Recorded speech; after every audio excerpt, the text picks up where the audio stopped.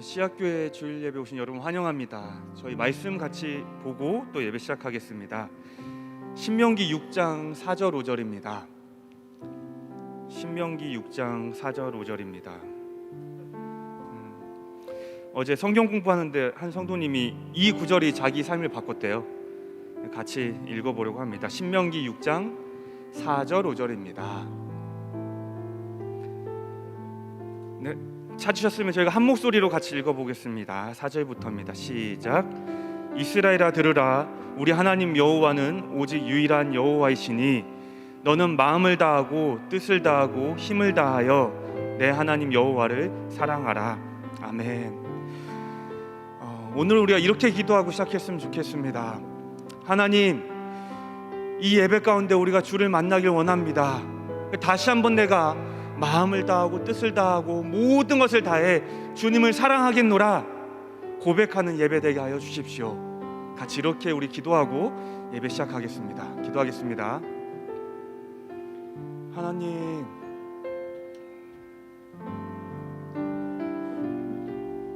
다시 한번 우리에게 우리 삶에 이런 날이 찾아오길 기대합니다.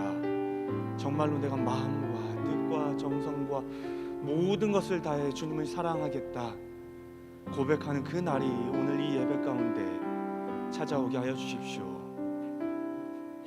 주님을 더 많이 사랑하기로 결정하는 시간 되게 하여 주시옵고,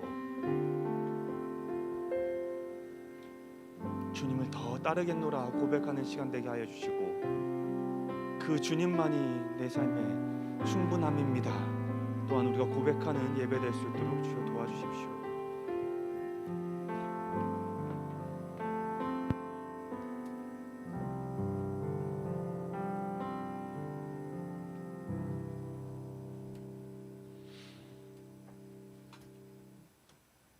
다 같이 일어나서 주님을 찬양합시다.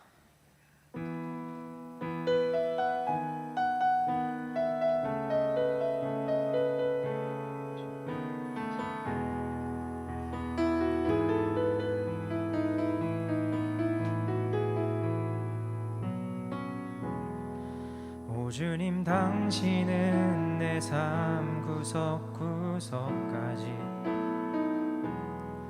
감찰하시며 나를 응원하시는 분, 내 길을 밝혀서 영원한 생명의 길로 인도하시며 나를 격려하시는 분, 크고 작은 갈등을 겪곤 하지만 항상 결국 당신을 선택합니다. 나의 유일한 고백의 대상은 오직 아름다운 당신뿐입니다. 나의 유일한 고백의 대상은 오직 아름다운 당신뿐입니다. 나의 예배를 받으소서, 홀로 영광을 받으소서. 주여, 나의 주여.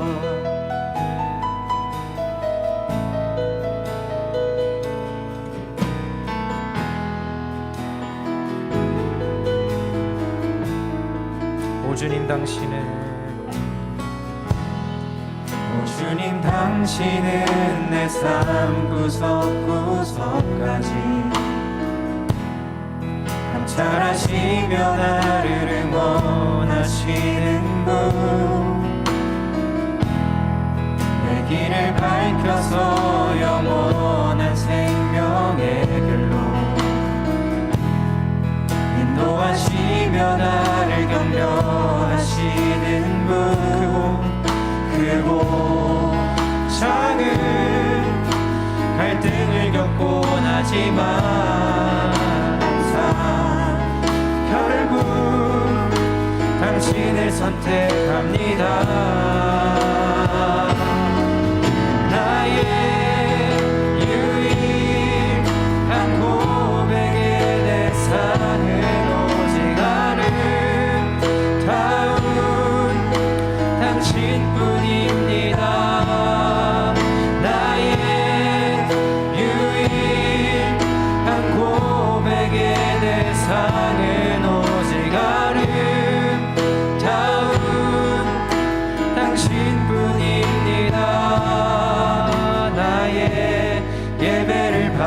받으소서.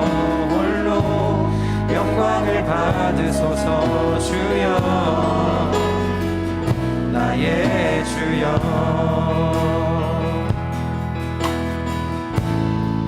한 번 더. 오 주님 당신은 오 주님 당신은 내 삶 구석구석까지 감찰하시며 나를 원하시는 분, 내 길을 밝혀서 영원한 생명의 길로 인도하시며 나를 격려하시는 분. 오 주님 당신은 오 주님 당신은 내 삶 구석구석까지 감찰하시며 나를 격려하시는 분, 내 길을 밝혀서 영원한 생명의 길로 인도하시며 나를 격려하시는 분. 크고 작은 갈등을 겪고 나지만 항상 결국 당신을 선택합니다. 크고 작은 갈등을 겪고 나지만 항상 결국 당신을 선택합니다. 크고 작은 갈등을 겪고 나지만 항상 결국 당신을 선택합니다. 크고 작은 갈등을 겪고 나지만 항상 결국 당신을 선택합니다. 나의 유일한 고백의 대상은 오직 아름다운 당신뿐입니다. 나의 유일한 고백의 대상은 오직 아름다운 당신뿐입니다. 나의 유일한 고백의 대상은 오직 아름다운 당신뿐입니다. 나의 유일한 고백의 대상은 오직 아름다운 당신뿐입니다. 나의 유일한 고백의 대상은 오직 아름다운 당신뿐입니다. 나의 유일한 고백의 대상은 오직 아름다운 당신뿐입니다. 나의 예배를 받으소서. 홀로 영광을 받으소서. 주여 나의 주여.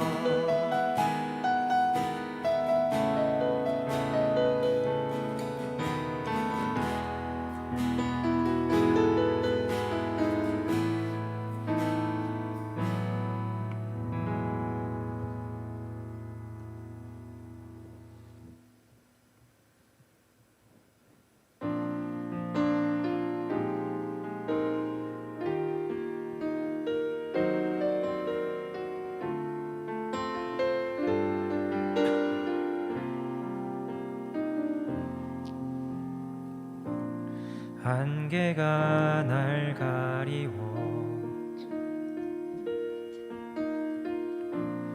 내 믿음 흔들리려 할 때 나 주님께 나아가네.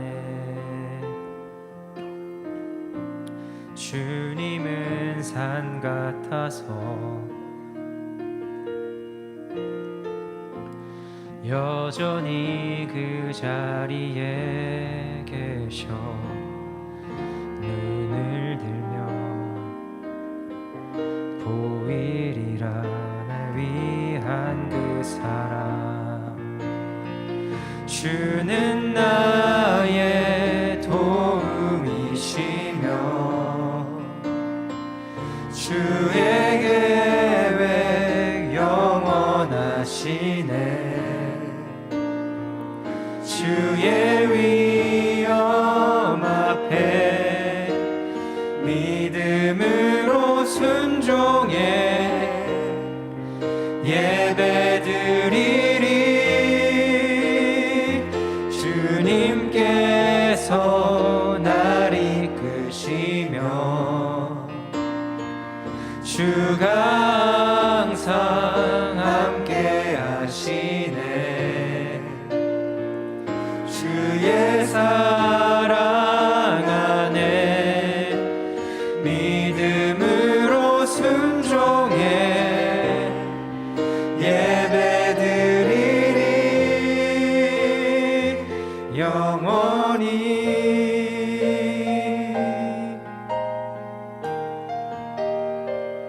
안개가 날 가리워 안개가 날 가리워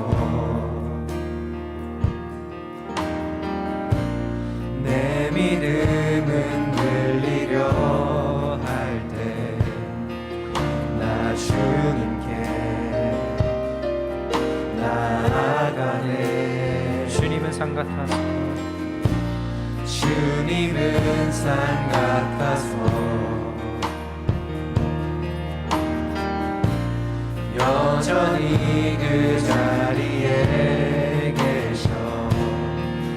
눈을 들며 보이리라 날 위한 그 사랑.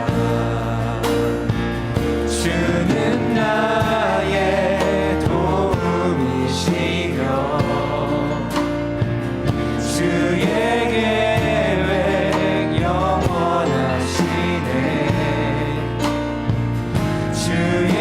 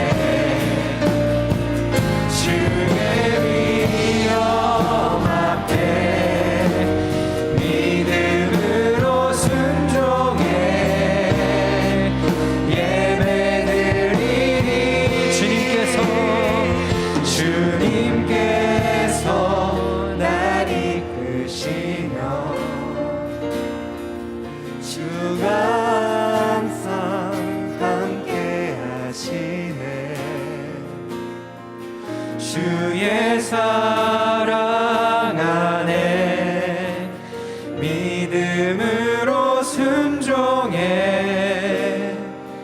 예배드리리 영원히.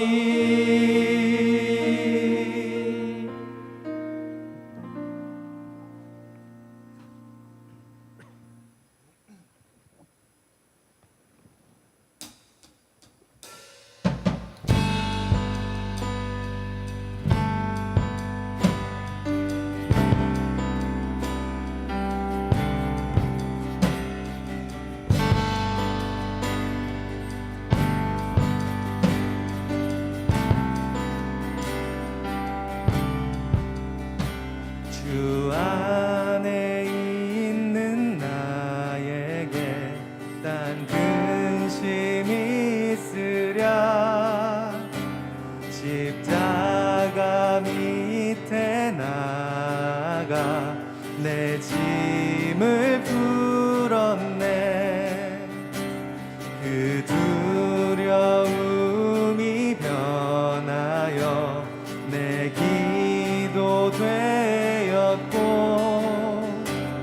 전날의 한숨 변하여 내 노래 되었네.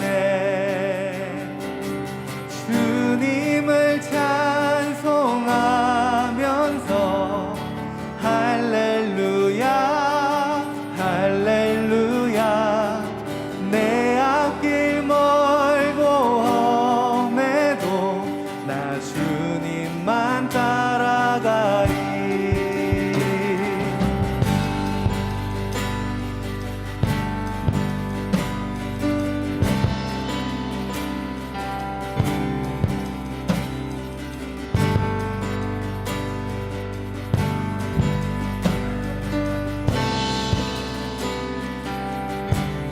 내 주는 내 주는 자비하셔서 늘 함께 계시고 내 궁핍함을 아시고 늘 채워주시네. 내 주와 맺은 내 주와 맺은 언약을 영불변하시니 그 나라가기까지는 늘 보호하시네. 우리 한 번 더 주 안에 있는 나에게 주 안에 있는 나에게 난 근심이 있으랴. 십자가 밑에 나가 내 짐을 풀었네. 그 두려움이 변하여 내 기도 되었고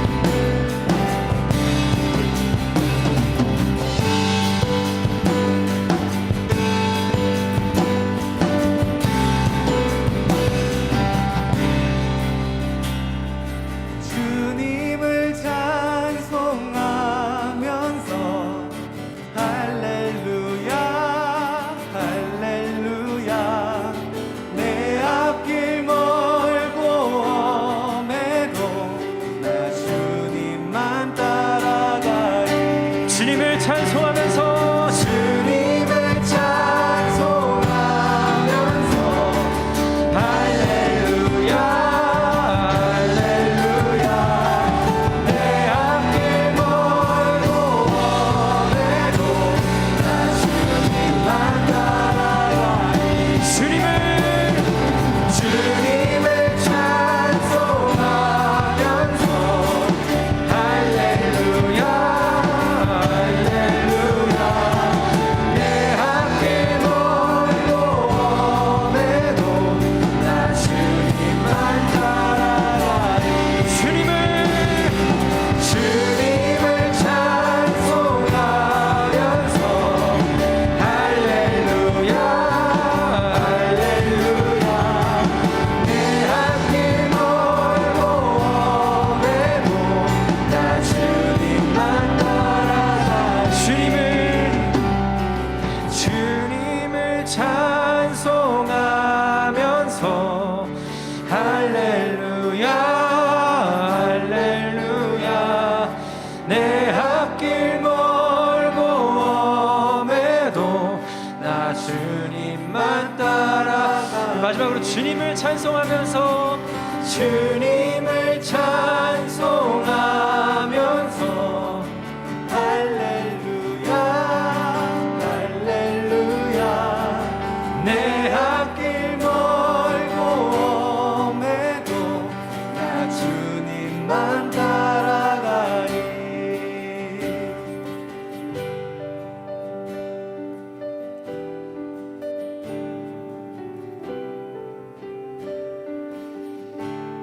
사랑하는 성도 여러분, 방금 우리가 고백했던 것처럼 정말로 주님을 따라 살아가고 싶습니까? 성경을 보면요, 주님은 당신을 따르겠다는 제자들에게 말씀하십니다. 그리고 먼 길을 보내는 제자들에게 말씀하십니다. 전대를 놓고 가지고 있는 짐들을 놓고 가벼이 가라, 주님은 말씀하셨습니다. 우리 또한 같다고 생각합니다. 우리가 정말로 주님을 따르고 싶다면 우리가 지고자 하는 것들, 우리가 얻고자 하는 것들, 우리가 꿈꾸는 것들, 우리가 욕심내는 것들, 어쩌면 그 중에 내려놓아야 할 것도 있는 줄 압니다. 이 시간 잠시 고민해 봅시다. 혹 우리가 주님을 따라가기에 내 발걸음을 너무 무겁게 하고 있는 것이 있는지, 내가 주님을 따르기에 늘 내 마음에 걸림이 있는 어떤 게 있는지, 주님을 정말로 따르고 싶은데 이것 때문에 내가 자꾸만 지치고 넘어지진 않는지, 이 시간 그것들을 주 앞에 올려드렸으면 좋겠습니다. 주님, 제가 정말로 주를 따르길 원합니다. 제가 놓아야 할 것이 있다면 놓게 하여 주십시오. 제가 포기해야 할 것이 있다면 포기하게 하여 주십시오. 그리고 주님만 따라가게 하여 주십시오. 같이 이렇게 주 앞에 구하길 원합니다. 기도하겠습니다. 오 하나님, 주님만 따르게 하여 주십시오. 정말로 우리의 고백처럼 주님만 따라가길 원합니다. 여전히 내 삶이 험난하고 힘들지라도 주님만 따르게 하여 주십시오. 지금 내가 왼손에 쥐고 있는 것들, 지금 내 한 동안 손으로 메고 있는 것들, 나의 욕심과 욕망과 나의 꿈이라는 것과 주님이 아닌 수많은 것들, 주님이 허락하신 게 아니라 나의 뜻과 나의 허락 가운데 내 삶에 주어져 있는 것들, 꼭 그것이 주님 앞에 놓아야 할 것이라면 주여, 이제는 그것을 내려놓고 가벼이 하게 하여 주십시오. 이제는 그것을 내가 풀러서 내 삶이 아니라 이 길바닥에 흩어버리고 가벼운 걸음으로, 가벼운 마음으로, 가벼운 몸으로 주님만을 끝까지 따르겠습니다.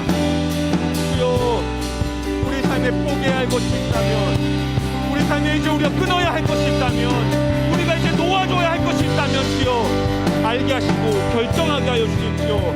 놓겠습니다. 주님, 이제 그만 잡겠습니다. 이제 주님 앞에 가벼이 나아가겠습니다. 그것이 성도로서의 우리의 삶이 되게 하여 주시옵고, 그것이 우리의 영원한 꿈이 되게 하여 주십시오.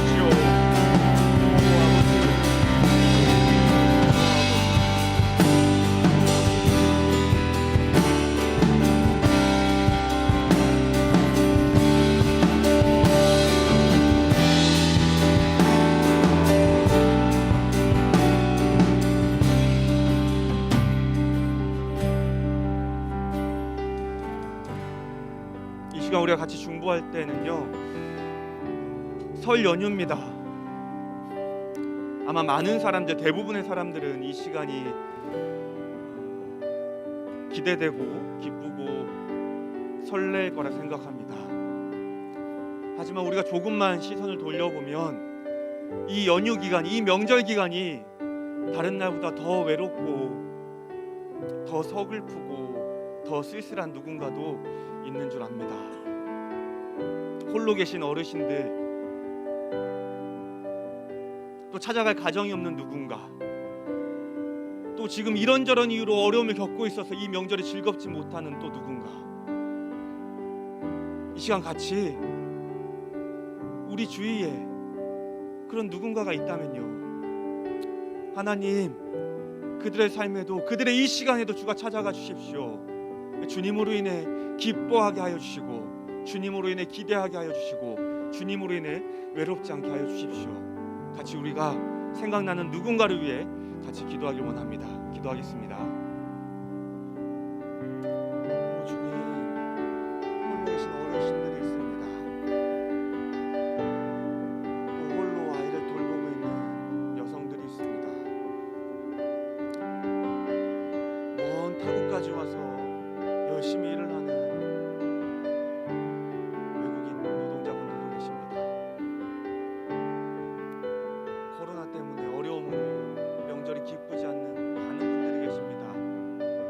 육신의 건강 때문에 이 시간을 병원에 홀로 보내는 분들도 계십니다. 주여, 그들의 삶과 가정 가운데 주님이 찾아가 주셔서 주님이 위로해 주시고 주님이 어루만져 주셔서 그들의 이 시간 또한 기쁨과 설렘이 가득할 수 있도록 주여 도와주십시오. 아버지,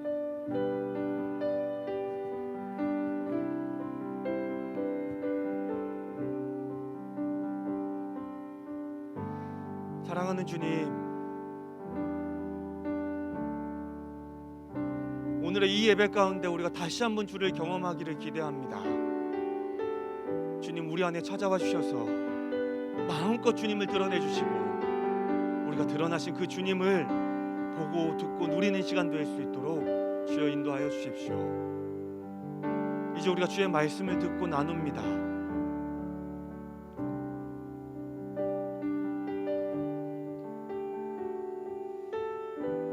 주님이 사랑하시는 목사님을 통해 우리 가운데 말씀이 전해질 때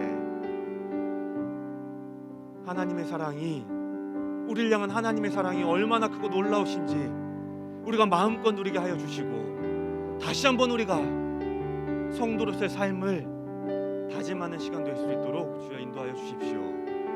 감사드립니다. 주님, 이 모든 말씀 살아계신 예수님 이름으로 기도드렸습니다.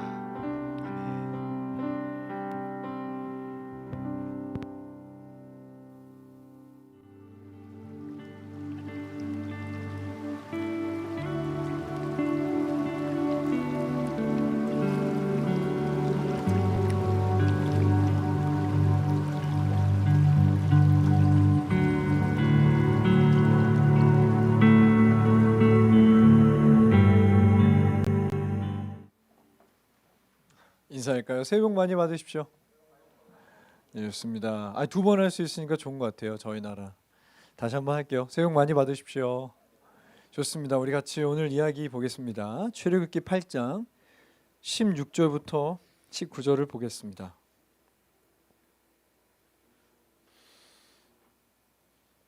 저랑 교대로 읽을게요. 제가 먼저 보겠습니다. 여호와께서 모세에게 이르시되 아론에게 명령하기를 내 지팡이를 들어 땅에 티끌을 치라 하라. 그것이 애굽 온 땅에서 이가 되리라. 그들이 그대로 행할세 아론이 지팡이를 잡고 손을 들어 땅에 티끌을 치매 애굽 온 땅의 티끌이 다 이가 되어 사람과 가축에게 오르니, 요술사들도 자기 요술로 그같이 행하여 이를 생기게 하려 하였으나 못하였고 이가 사람과 가축에게 생긴지라. 요술사가 바로에게 말하되 이는 하나님의 권능이나에 다였으나 바로의 마음이 완악하게 되어 그들의 말을 듣지 아니하였으니 여호와의 말씀과 같더라. 아멘. 우리 지난주에 개구리에 대한 얘기했는데요. 개구리 이제 곧 보겠죠. 봄이 되면.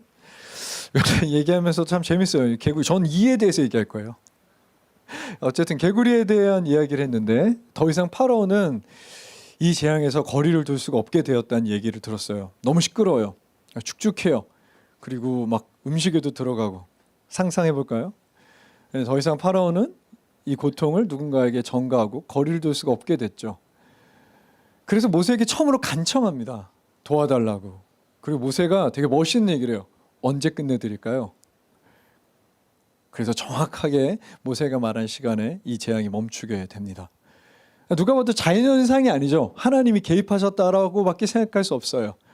그런데 이 더러운 파라오가 그러자마자 바로 하나님을 잊어버렸다. 마음이 다시 완강하게 됐다. 성경은 이렇게 말합니다. 근데 우리 지난주에 파라오는 그럴 수 있다라는 얘기 들었어요. 왜 그렇습니까? 얼마 안 됐어요. 하나님 안지. 모세 만나고 한 몇 달 됐을까요? 이 히브리인의 하나님이 여호와라는 거 얼마 전에 들었으니까요. 우리는 근데 그러면 안 된다는 얘기 지난주에 목사님이 하셨어요. 우리는 이미 충분히 하나님을 알죠. 그런데 우리는 때로 쉽게 하나님을 떠나버린다고 했어요. 여러분, 내 마음은 그리스도의 집이라는 책 혹시 읽어보셨습니까? 저희 어렸을 때는 교회 좀 다닌다면 필독서였는데요. 최근에 그 책을 다시 읽게 되었습니다. 근데 거실에 대한 이야기가 있어요. 이렇게 예수님이 거기 앉아 있는데 너무 삶이 바빠서 계속 지나간다. 거실 앞에 계속 지나가요. 근데 그분의 눈이 뭔가 바라는 눈으로 쳐다보고 있는 거죠. 한번 상상해 보세요. 또 지나가요? 이렇게 쳐다보세요. 또 지나가요? 또 쳐다보세요.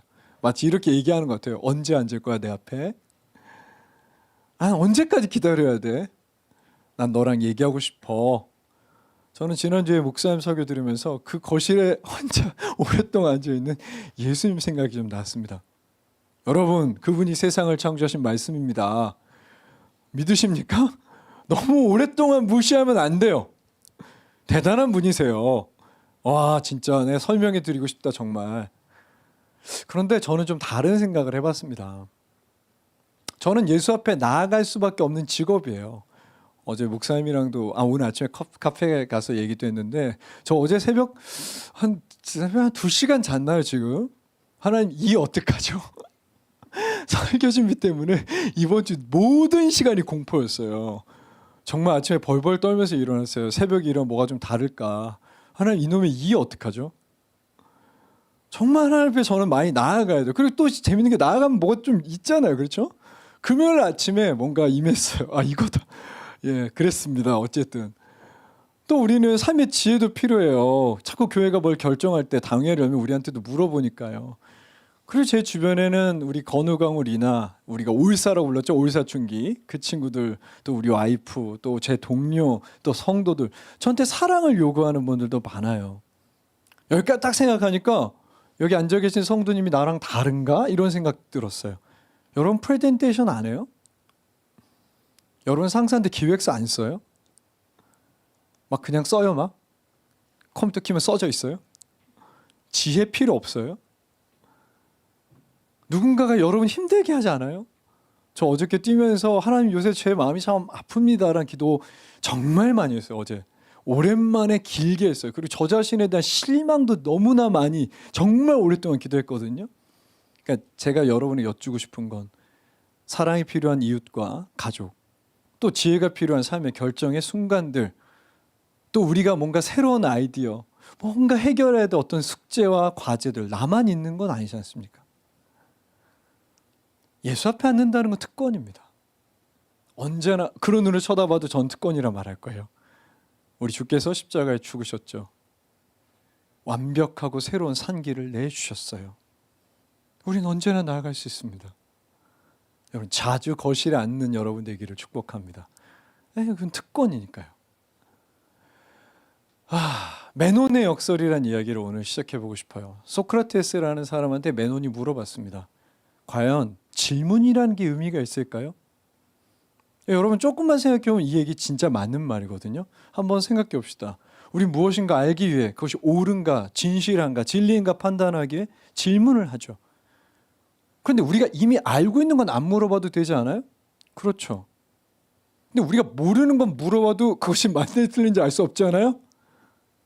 그러니까 메논이라는 사람은 소크라테스한테 당신이 지금 질문으로 진리를 깨닫게 한다는데 그 질문에 무슨 의미가 있습니까? 라고 질문한 거예요. 이것을 매논의 역설이라 합니다. 여러분 사실은요 우리가 질문한다는 건요 이 역설의 결론은요 우리가 질문한다는 건 우리 안에 무엇인가가 있다는 뜻이래요. 특별히 카톨릭 신학자 칼 러너는 우리 존재 자체가 질문하는 존재래요. 끊임없이 질문하죠. 왜죠? 우리 안에 하나님의 흔적이 있기 때문이에요. 그래서 인간은 무한한 진실과 완전한 사랑과 끊임없이 새롭고 또 넓은 세계를 향해 질문합니다. 우리는 질문하는 존재죠. 그러니까 오늘은 우리가 질문하는 데 있어서 또 어떤 질문을 또 하나 하면 더 좋은지 오늘 그거에 대해 정말 다들 또 고향도 가셔야 되니까 짧게 나눠보도록 하겠습니다. 오늘 이야기는 이렇게 시작돼요. 16절입니다. 여호와께서 모세에게 이르시되 아론에게 명령하기를 내 지팡이를 들어 땅에 티끌을 치라 하라. 그것이 애굽 온 땅에서 이가 되리라. 여러분 이 총 10가지 재앙을 3개로 묶을 수 있습니다. 그리고 언제나 3번째, 6번째, 9번째 재앙은 파라오에게 경고하지 않습니다. 이 이야기는요 경고 없이 그냥 하는 거죠. 아론의 지팡이가 땅에 티끌을 쳤습니다. 그리고 그것이 이가 됐다. 근데 정확하게 이게 뭔지는 몰라요. 그냥 사람의 피를 빨아먹고 위험한 전염병을 옮길 가능성이 많았던 매우 작은 모기일 수도 있고 이일 수도 있고 매우 작은 해충이었다라고 말해요. 어찌됐든 간에 이게 사람과 동물 몸에 올라갔대요.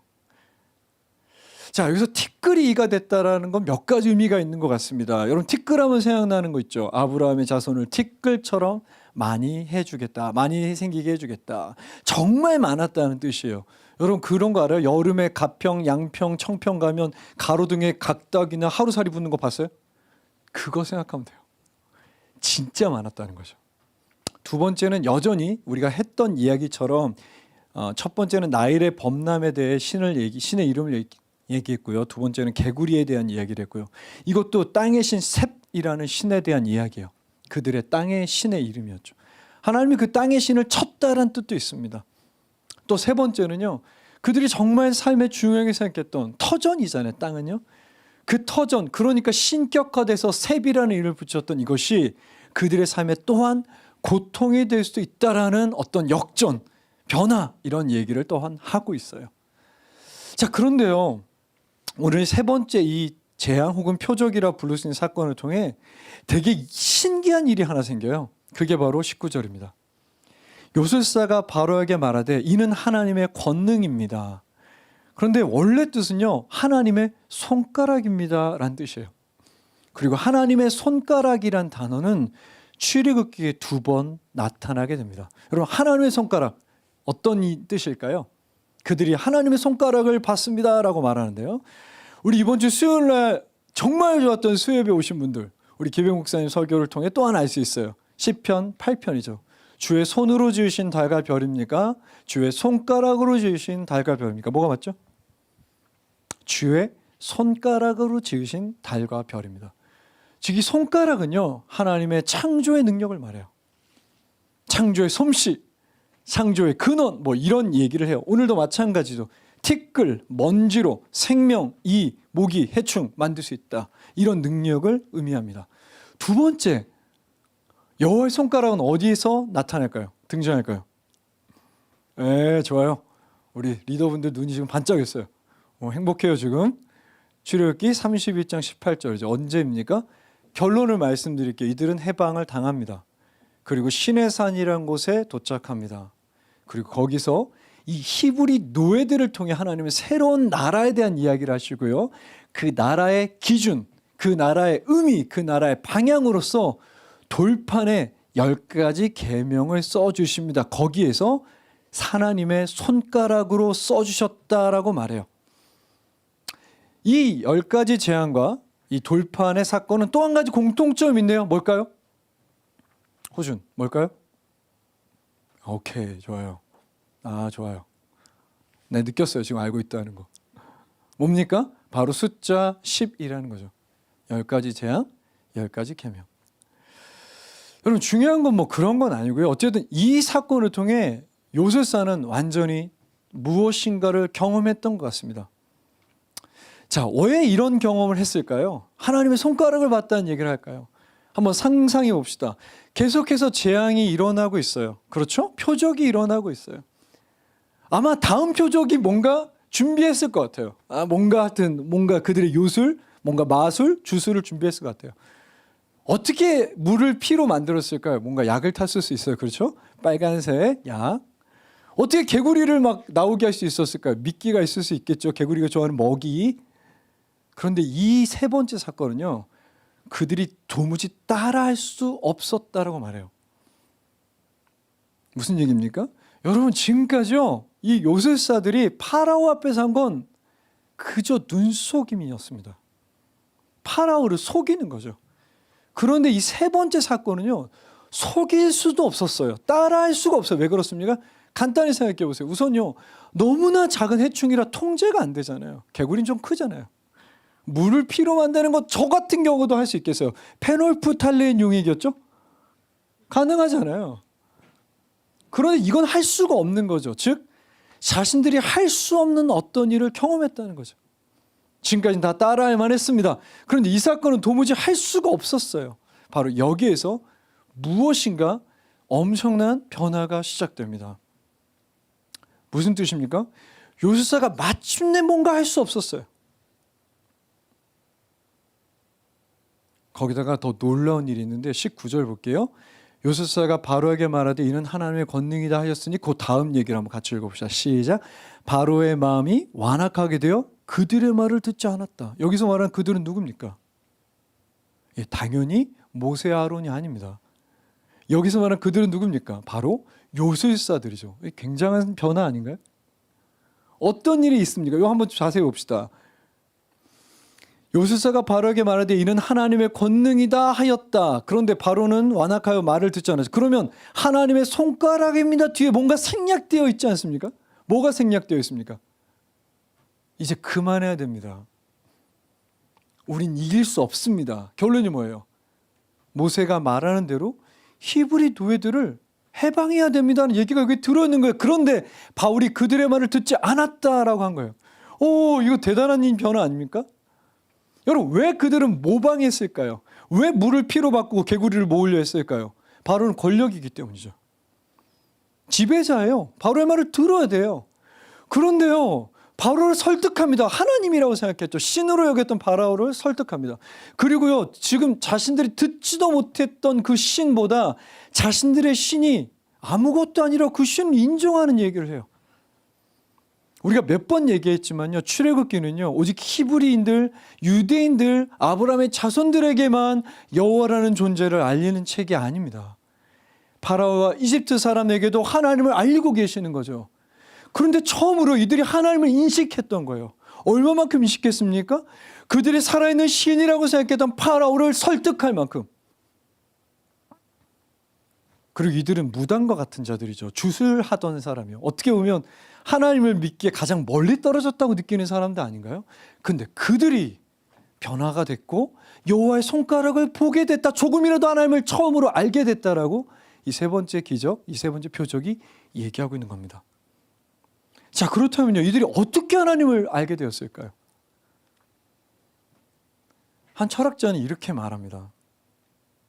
우리가 대처하기 힘든 위험한 상황에 처했을 때 우리는 무기력을 느끼고 그 무기력을 느끼는 감정을 불안이라 한다.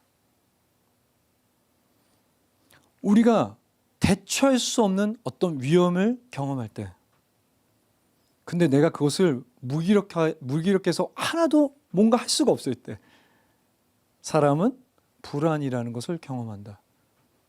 그런데 철학자 하이데거는 아예 이렇게 얘기해요. 그것은 그런 게 아니라 그냥 너가 너를 만나면 불안한 거야. 너가 너의 실체를 경험하면 불안한 거야. 이렇게 말합니다. 당연하죠. 왜 그렇습니까? 여러분 생각해 보세요. 하나님이 바뀌었습니까? 그러니까 여호와가 바뀌었나요? 그러니까 요술사 앞에 하나님 뭔가 바뀐 것인가요? 아니요. 하나님 원래 계십니다. 그리고 우리가 다 알다시피 이미 나일강이 피로 바뀌었고요. 개구리가 나타났고요. 사라졌습니다. 하나님은 그대로죠. 마침내 천천히 자세히 자신들에 대해 보게 된 겁니다. 마찬가지입니다. 여러분이 그저 여러분에게 무관심한 거죠. 여러분의 실제 처해 있는 사실을 천천히 자세하게 관심을 가지고 보면요, 여러분이 여러분에 대해 고민하면요, 우리 모두는 불안하게 됩니다. 이유가 뭡니까? 바로 첫 번째는 죽음에 대한 불안 때문이에요. 오늘 여기 요술사들이 경험하는 거죠. 해충이 온몸에 막 계속 달라붙어요. 학자들은 아마 말라리아를 옮길 수 있었다, 작은 모기일 경우 이 지역에 그런 모기가 있다라고 말해요. 자, 그러면요, 이 해충이 온몸에 달라붙는다는 건 어떤 느낌일까요? 끊임없이 가려서 긁고 있는 이 사람들은 어떤 느낌이었을까요? 파라오에게 그만두라고 설득해도 설득이 안 되는 걸 경험하는 건 무슨 느낌이었을까요? 그러면 다음 재앙은 뭘까? 이런 생각을 하는 이 요수아의 마음은 어땠을까요? 당연히 죽음과 직면했을 겁니다. 우리도 똑같죠. 우리는 직면하진 않았습니다. 우리는 이런 모기가 없으니까요. 이런 이가 없으니까요. 우리는 이들보다 과학과 의학의 발전은 훨씬 오래 삽니다. 그렇지만 확실한 건 이들도 우리도 모두 다 죽음을 언젠가는 만나야 된다는 거죠. 여러분, 우리는 생명을 가지고 살아갑니다. 그렇죠? 우리는 그래서 생명을 잘 안다고 생각할 수 있어요. 우리는 잘 알고 있을 수 있습니다. 그렇지만 우린 가끔 그래서 생명을 우리가 통제할 수 없다는 걸 까먹어요. 우리는 너무나 사실은 우연하게 인과적이지 않게 살아가고 있습니다. 언제나 생명은 우리의 통제 밖에 있죠. 이걸 직면하면요, 때로는 인간 두려워합니다. 당연히 불안을 느낄 수밖에 없습니다. 두 번째는 무엇입니까? 삶의 의미 상실입니다. 제가 좋아하는 죽음의 수용소에서란 책인데요, 그 책은 빅터 프랭클이라는 정신과 의사가 썼죠. 특별한 게 뭡니까? 이 사람이 아우슈비츠의 생존자라는 거죠. 2차 세계대전 유대인들을 많이 학살했던 수용소죠. 이 사람이 정말 유명한 얘기를 합니다. 이것이 어떤 심리학을 바꿨던 이야기인데요, 로고스 심리학이라는 어떤 새로운 학문을 열었는데요, 이런 겁니다. 만약 삶의 의미를 발견했다면 어떠한 상황에서도 거의 모두 이겨낼 수 있다, 이것을 얘기한 거예요. 그 책의 결론입니다. 명언이니까 다시 한번 해볼게요. 만약 당신이 삶의 의미를 발견했다면 어떠한 상황, 거의 모든 상황 가운데서도 우리는 그 상황을 이겨낼 수 있다. 막 아멘 하고 싶죠. 그만큼 삶의 의미가 중요하다는 겁니다. 우린 끊임없이 물어보거든요. 나 왜 사는 거지? 나 잘 살고 있나? 어떻게 사는 게 더 잘 사는 건가? 제가 하지 말라고 해도 여러분들은 끊임없이 삶의 의미를, 우리 모두는 끊임없이 삶의 의미를 물어봅니다. 자, 그렇다면 요술사들이 경험한 게 무엇입니까? 파라오가 무너졌다는 거죠. 나일의 범람의 신 하피가 무너졌다는 겁니다. 개구리의 다 사는 땅의 셉이 다 무너졌어요. 그것이 삶의 의미입니다. 그들은 주술사들이에요. 그것이 삶의 핵심입니다. 그것을 위해 살아갔던 겁니다. 그것 안에 살아갔던 겁니다. 그런데 이 모든 삶의 의미가 다 사라지는 거죠. 난 무엇을 위해 살아가야 되는가? 경험해 본 적 있습니까? 여러분, 이런 불안, 삶의 의미가 갑자기 사라져서 불안했던 적 있습니까?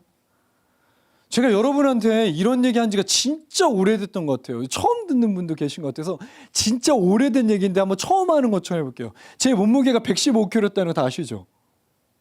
오케이, 모르시는 분이 3명 이상이니까 다시 한번 해볼게요. 고등학교 3학년 때 딱 1월, 2월 달 2달 동안 45kg를 뺐습니다. 왜지요? 남들이 그래요. 어떻게 45kg를 뺐냐고. 간단해요. 안 먹고 운동 열심히 했습니다. 당연한 거죠, 다이어트는요. 근데 어떻게 안 먹고 다이어트를 그렇게 열심히 할 수 있었느냐? 초등학교 1학년 때 몸무게가 40kg였거든요. 조카들 초등학교 1학년 때 몇 명인지 한번 확인해 보시면 돼요. 저희 애들이 20kg대였습니다. 그때 초등학교라는 곳에 갔는데 처음으로 나보고 돼지라는 거예요. 난 돼지가 아닌데, 귀한 아들이었는데, 그냥 목사님 아들 정도였지 돼지는 아니었거든요. 계속 돼지래요.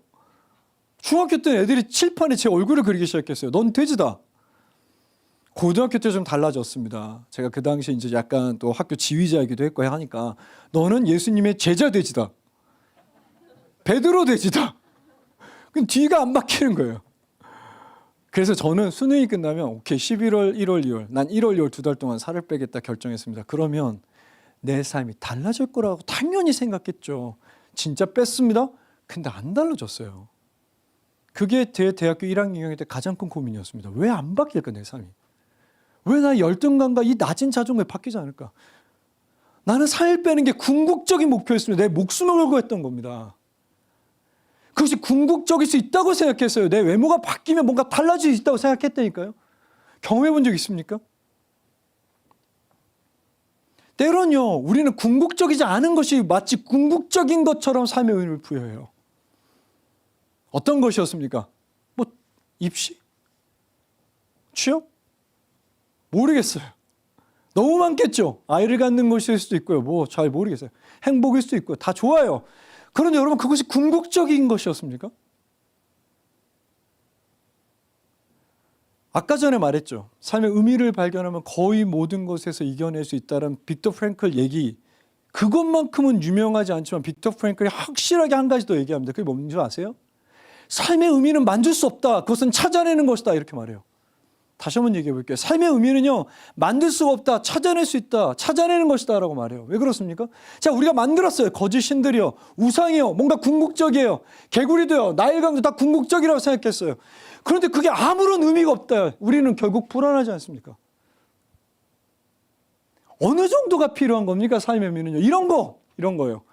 하나님이요, 히브리 노예들을 데리고 새로운 나라를 만들고 싶어요. 새로운 삶의 의미, 새로운 방향, 새로운 삶의 목적들이요. 두 손, 하나님의 이 손가락으로 두 돌판 직접 새기십니다. 이 정도로 강력하게 발견되는 것이 아니라면 어떻게 죽음이란 당면한 미래에 대해 우리가 삶의 의미를 강력하게 가지고 살아갈 수 있냐고 하는 거예요. 그 정도의 것이 아니라면, 만약 그것이 하나님께서 직접 써주셔서 우리가 발견한 정도가 아니라면, 그렇게 하나님만큼 단단하고 큰 것이 아니라면 결국에 다 사라지게 될 것입니다. 요술사는 그걸 발견한 겁니다. 어떤 것입니까? 티끌에서 생명을 만드신 하나님이에요. 삶의 의미가 다 무너져요. 절대로 모방할 수 없어요. 만들어낼 수가 없어요. 자기가 만들어졌다고 생각했던 거, 찾아냈다고 생각했던 모든 신들이 하나하나 무너지는 상태에서 불안합니다.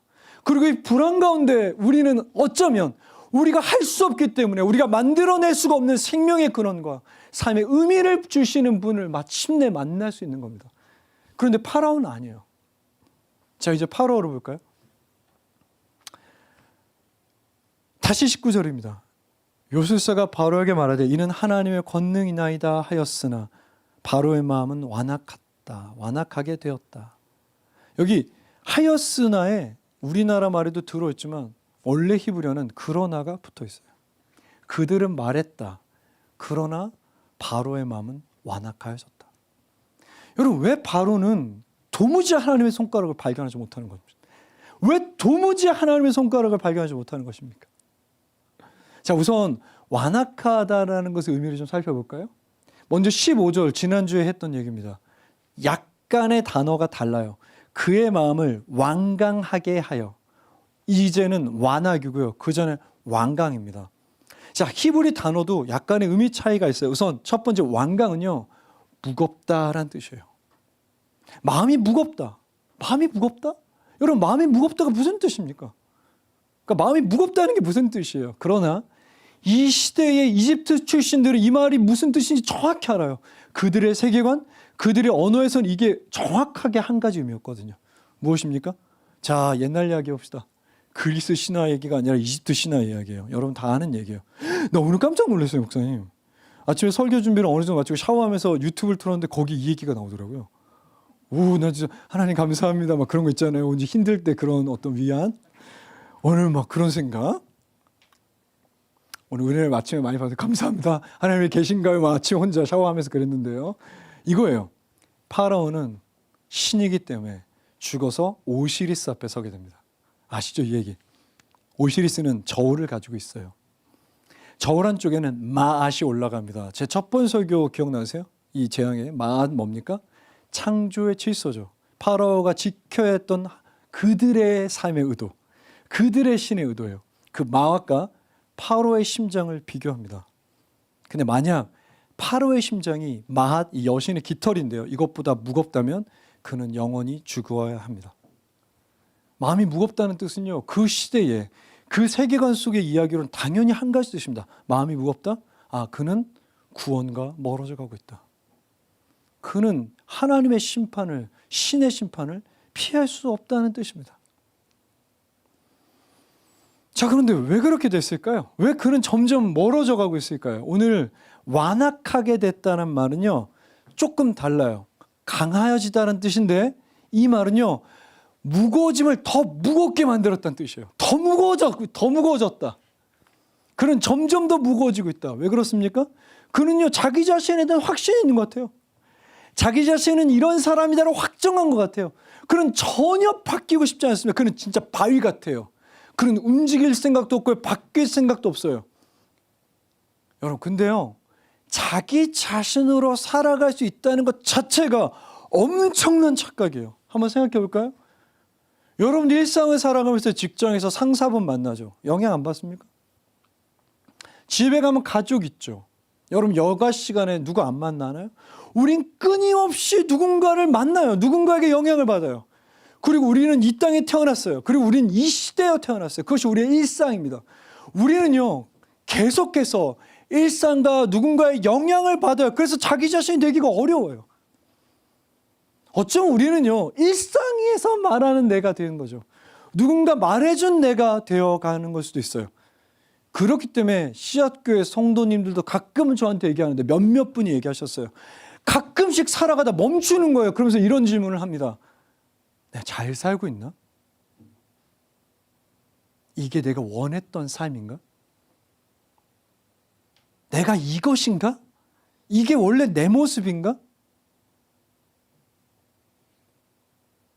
어떤 것입니까? 불안해지는 거죠. 진짜 자신의 모습이죠. 물론 새로운 삶을 산다는 것, 새로운 의미를 가지고 살아간다는 것 불안합니다. 그렇지만 성도는요, 그때 하나님 앞에 나아가는 거예요. 거기서 생명을 경험하고요, 새로운 삶의 의미를 경험하는 것, 이것이구나. 바로 여기에서 시작됩니다. 그런데요, 파라오는 될 수가 없습니다. 그럼요, 자신을 확정해요. 자신에 대해 질문하지 않아요. 자신을 회의하지 않아요. 그는 일상에 사로잡혀 있어요. 그는요, 어제의 나가 나일 뿐이에요. 그는 바뀔 가능성이 없어요. 그저 점점점 무거워지고 싶어하는 것뿐입니다. 죄송하지만 점점점 무거워지고 있다는 것은 하나님과 하나님의 구원과 더욱 멀어져 가고 있다는 뜻이죠. 종교개혁자 마르틴 루터가 있었는데요. 그는 삶에서 벼락치는 어떤 나를 경험해요. 그리고 유망하던 자신의 진로를 포기하고 여기서 우리가 지금까지 말했던 것처럼 새로운 삶의 의미를 찾아서 수도원에 들어갑니다. 수도원에서 진짜 계율을 잘 지켰대요. 금식도 열심히 하고 기도도 열심히 하고 철야도 엄청 열심히 했대요. 그래서 사람들이 그 사람을 젊은 성자라고 불렀대요. 근데 마르틴 루터가요, 갑자기 큰 도시에 가서 사역을 하게 됩니다. 거기서 면죄부를 파는 걸 봐요. 이걸 사면 죄가 없어진다. 죄 없음이 확정된다. 그리고 특별히 장례미사, 죽은 사람들을 위한 미사를 드리는데 기도문을 빨리 암송하라고 선배들이 막 얘기하는 거. 너 천천히 하지 마. 빨리 해야 집에 가서 쉴 거 아니야. 좀 비슷하죠? 빨리 해야 쉴 거 아니야. 그래서 막 다그치는 거예요. 계속해서 회의했답니다. 왜지요? 최선을 다해 규율을 지켜요. 최선을 다해 누군가 말해준 대로 사역을 해요. 그런데 삶의 의미가 없었대요. 너무 공허했고요. 죽음에 대한 공포가 사라지지가 않았대요. 내가 하나님의 심판을 피했다는 어떤 마음도 들지 않았대요. 그래서 그는 자신의 일상을 회의합니다. 그리고 그 일상에 대한 회의가 자유하게 되는 거죠. 그를 마침내 자유케 했습니다. 그리고 그것이 개신교의 시작이죠. 최근에 그런 질문 해본 적 있습니까? 좀 이렇게 오그라들 수 있지만, 나는 누구인가? 나 잘 살고 있나? 내 삶이 옳은가? 내 삶의 의미는 뭐지? 여러분, 이게 정말 중요해요. 정말 중요한 거예요. 왜 그렇습니까? 자기 자신으로 살아가는 게 구원이기 때문이에요. 와, 이 되게 희한한 얘기죠. 한번 생각해 봅시다. 우린 주기도문 할 때 뭐라고 기도합니까? 하나님의 뜻이 이루어지기를 원합니다. 누군가야? 누구에게요? 나에게요. Your will be done. 나에게 하나님의 뜻이 일어나면 좋겠습니다. 하늘에서 하나님의 뜻이 온전한 것처럼 지금 이 땅에서도 나를 향한 하나님의 뜻이 온전하게 되었으면 좋겠습니다. 여러분, 이것이 구원 아닙니까? 내가 하나님의 뜻 안에서 내 자신으로, 일상도 아니고 어제도 아니고 자기 자신으로 살아가는 게 결국 구원입니다. 그 구원은 어쩌면 질문해야지 우리가 확인할 수 있죠. 또한 자기 자신으로 살아간다는 건 우리 가운데 한 가지 의미가 더 있습니다. 오늘 이 성경에는요. 무엇입니까? 우린 절대로 돌이 아니라는 거죠.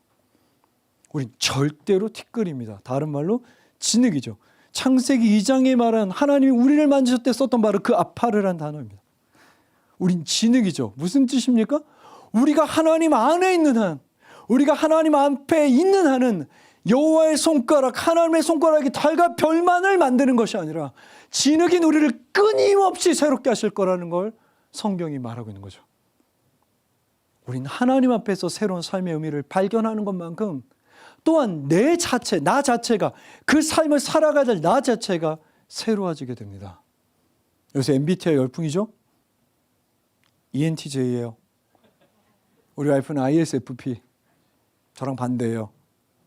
그럴 수 있어요. 이런 얘기 할 수 있어요. 재미로 할 수 있어요.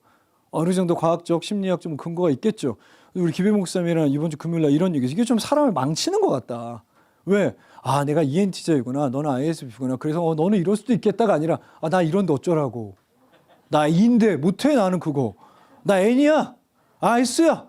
난 T야. 아, 너 F야? 아, 이러네. 아, P 못 살겠어. 이런 거예요.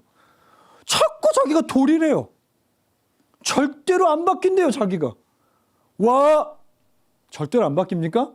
그렇죠. 사람 바뀌기 어려워요. 사실이에요. 사람 바뀌기 어려워요. 고쳐 쓰는 거 아니라고 했어요, 우리 엄마가. 여러분, 엄마도 그랬죠? 그렇지만 진짜 바뀌지 않는 게 있습니까? 한 가지만 더 얘기해 볼게요. 제가 사랑하고 제가 신뢰하는 여호와는 티끌에서 생명을 만들 수 있는 분이신데, 그분의 손가락이 우리의 삶의 어떤 모습이라도 바꿀 수 없는 게 있습니까? 중요한 건 어제 일상의 내가 어떤 것인지 중요하지 않습니다. 어떤 게 중요한지 아세요? 그것이 하나님 보시기에 내 모습이 사랑인가? 그것이 옳은가? 그것이 아름다운가? 더 중요한 질문은 무엇입니까? 내가 그 변화를 원하는가죠. 만약 내가 하나님 앞에 나가서 하나님, 저는 진흙이에요. 당신은 손가락이요. 저를 빚어주세요. 그러면 그분은 빚어내실 겁니다. 그것이 저의 신앙이죠. 최근에 좀 부끄럽죠. 부부싸움을 대판 한번 했어요. 근데 부부싸움 하다가 저는 그때 막 나도 화난 척 해야 되고 막 소리 지르고 해야 되니까, 아니 소리 질러요, 저는 싸우면. 죄송해요.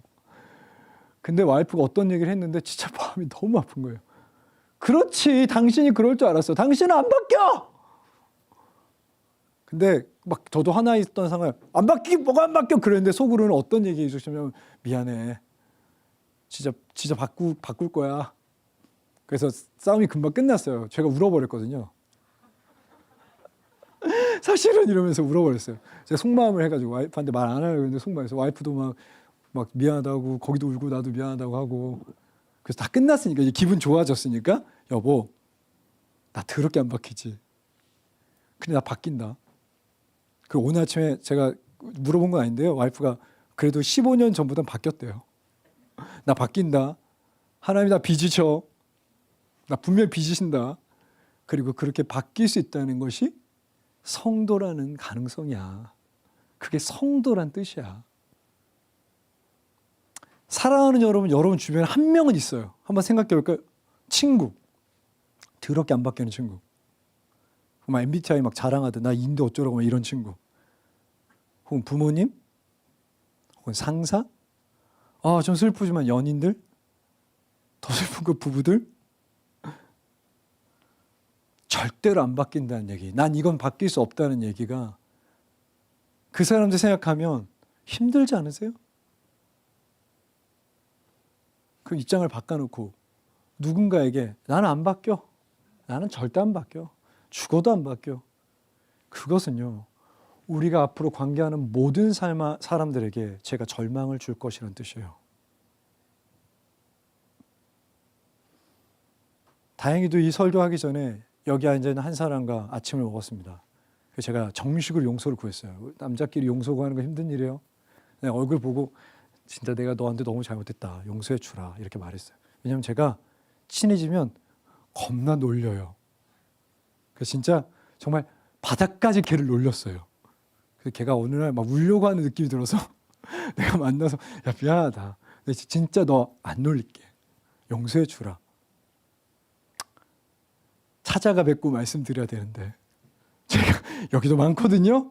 제가 놀린 분들 너무 죄송합니다. 용서해 주십시오. 그리고 제가 개인적으로 만나면 다 개인적으로 용서를 구할게요.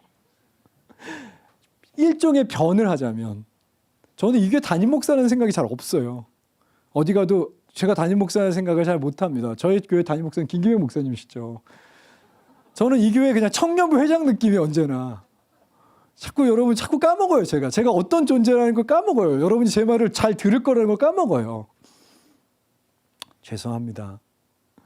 믿지 않겠지만 정오가 되면 저한테는 5가지 체크리스트가 아이폰 때문에 딱 뜹니다. 그 중에 하나가 오늘 신중하였는가요? 믿지 않겠지만 진짜 신중하고 싶습니다. 왜죠? 이 교회 리더십 중에 한 사람이니까요. 여러분을 사랑해야 하니까요. 저는 사랑만 줘야 되잖아요. 근데 참 어렵습니다. 성격이 가벼워요. 깃털 같아요. 근데 오늘 제가 용기가 없어요. 기배 목사님 이제 안 볼 건데요. 기배 목사님한테 여러분들이 찾아서 물어보세요. 그래도 목사님 처음 만난 2010년이거든요. 그때보다는 신중해졌다라고 자평하고 있습니다. 어떨까요? 끝나고 기백 목사님한테 물어보세요. 우리가 성도라는 건요, 우리가 돌이 아니라 진흙이란 뜻입니다. 물론 돌이 아니라 우린 불안해요. 내가 뭔가 난 어떻게 살아야 되나 우린 계속 흔들리거든요. 그런데 그럴 때마다 예배 오는 거예요. 기도도 하고요. 말씀도 보고요. 뭐 성경 공부도 같이 해보고요. 상담도 받고요. 공동체 만나서 얘기도 해보고요. 그때마다 언제나 삶의 의미를 확인시켜 주시는 하나님을 우리는 경험할 것입니다. 그리고 또한 생명의 근원 되시는 그분도 경험하게 될 거예요. 삶이 다하는 날이 있겠죠. 그때까지 하나님의 손가락은 진흙의 우리를 끊임없이 빚어가셔서 아마도 우리가 죽기 직전에는 진짜 멋있는 하나님의 의도처럼 빛나는 존재가 될 것이라고 저는 축복합니다. 죽으면 어떻게 될까요? 티끌을 생명으로 만드시는 도무지 모방할 수 없는 능력. 예수를 죽은 자 가운데서 살리신 그 하나님의 능력이 나타나 우리는 완전한 하나님의 의도대로 살아가게 될 것입니다. 그리고 그 능력은 오늘부터 경험하게 되는 겁니다. 맨 처음에 이런 얘기를 했어요. 인간은 질문하는 존재라고. 어떤 질문을 해볼까요? 오그라들지만 사춘기 소년 같지만 나는 누구인가? 내 삶의 의미는 요즘 뭐지? 나는 무엇이 옳다고 생각하지? 과연 내 삶은 옳은가? 궁극적인 방향을 향해 있는가? 조금 이따 잠시 고민해 봤으면 좋겠습니다.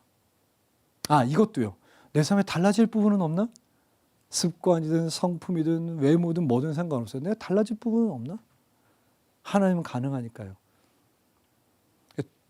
그렇기 때문에 우리가 이렇게 기도하고 오늘 시작했으면 좋겠어요. 정말 침묵 가운데 이렇게 기도하면 좋겠는데 이런 거예요. 하나님, 저는 티끌입니다. 저는 돌이 아니라 진흙입니다. 여호와의 손가락에 저를 맡깁니다. 저를 빚어주십시오. 우리 같이 한번 기도할 텐데요.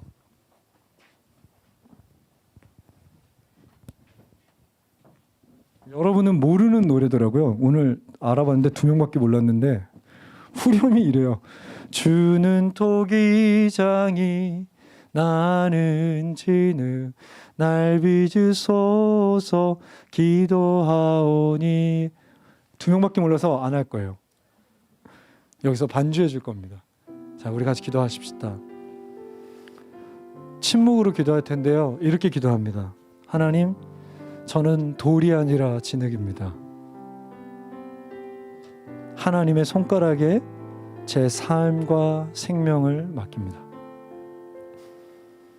하나님, 저는 돌이 아니라 티끌입니다. 여호와의 손가락으로 저를 빚어주십시오. 우리 같이 그렇게 짧게 조용하게 혹은 침묵으로 기도하겠습니다. 기도하십시다.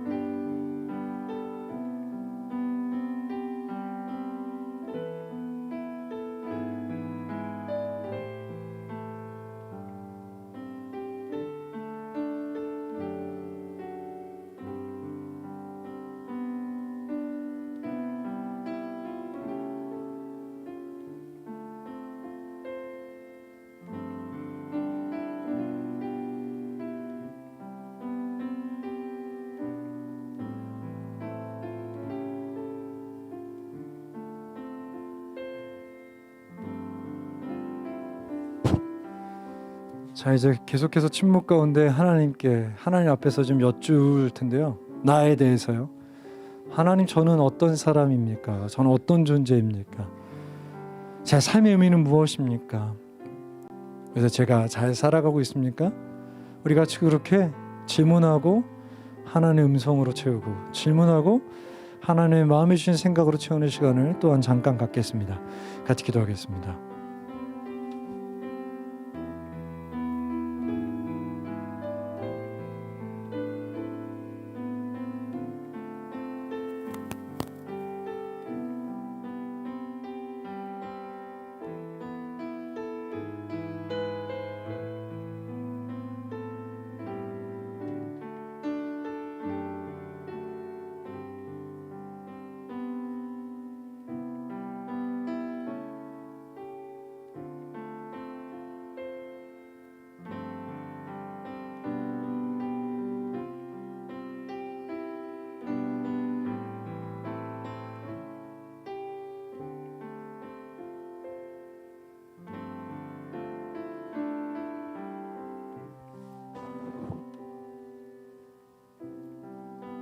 주는 토기장이 나는 진흙 날 빚으소서 기도하오니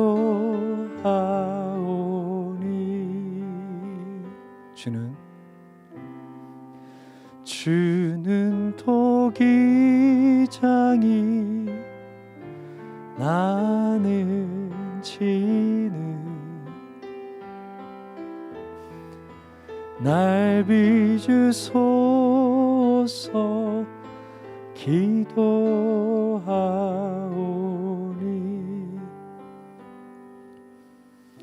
사랑의 주님, 우리가 돌이 아니라 티끌임을 알게 하시고 일상과 누군가의 말 때문에 이것이 나라고 생각하며 살아온 분들이 계시다면 그것이 맞을 수도 있겠지만 다시 한번 하나님 앞에 나가서 그것이 과연 나인지 내가 원했던 삶인지 때론 불안하더라도 묻게 하시고 그 불안 가운데 새로운 하나님과 새로운 삶의 의미와 새로운 생명을 경험하게 하시고 또한 그 삶을 살아가도록 주께 나를 내어드려 빚으시는 하나님, 나를 하나님답게 만들어 가실 그 하나님을 경험하게 하여 주십시오. 하나님 감사합니다. 이 모든 말씀 우리 주 예수 그리스도의 이름으로 기도하였습니다. 아멘.